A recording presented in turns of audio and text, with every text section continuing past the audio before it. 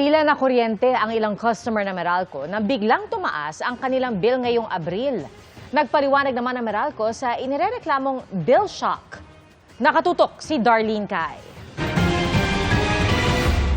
Sa init ng panahon ngayon, aminado si Hazel na mas madalas naka-on ang kanilang nag-iisang aircon. Pero tiwala siyang pareho lang ang konsumo niya ng kuryente ngayong buwan gaya noong Abril ng nakaraang taon. Kaya laking gulat niya pagdating ng bill, 7,013 pesos ang singil, kumpara sa 5,560 noong nakaraang buwan.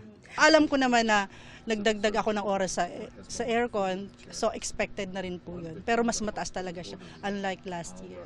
May netizens ding nag-post tungkol sa kanilang bill shock o pagkagulat sa biglang sipa ng kanilang bill sa kuryente. Si Ivy Ocon galit na galit. Napakarami pa raw charges na umaabot sa mahigit 4,000 pesos.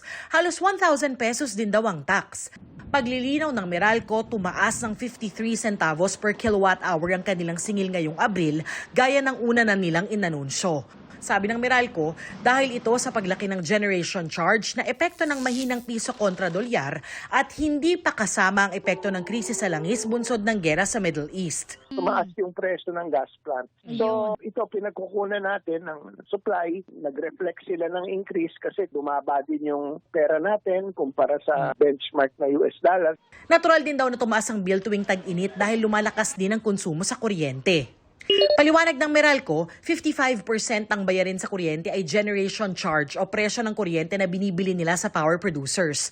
10.1% ang transmission charge na ibinabayad sa National Grid Corporation of the Philippines para sa pagdaloy ng kuryente mula sa mga planta patungo sa distribution system. 17.5% ang distribution charge. Ito raw ang napupunta sa Meralco bilang bayad sa paggawa, operasyon at maintenance, 11.7% ang buwis.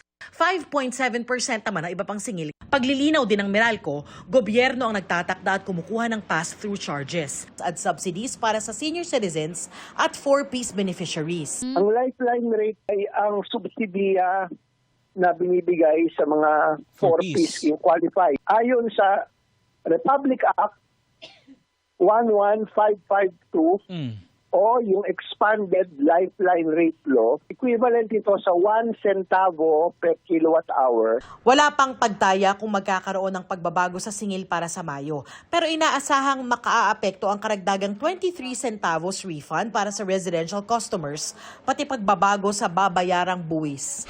Darlene Kai, Nakatutok, 24 Oras.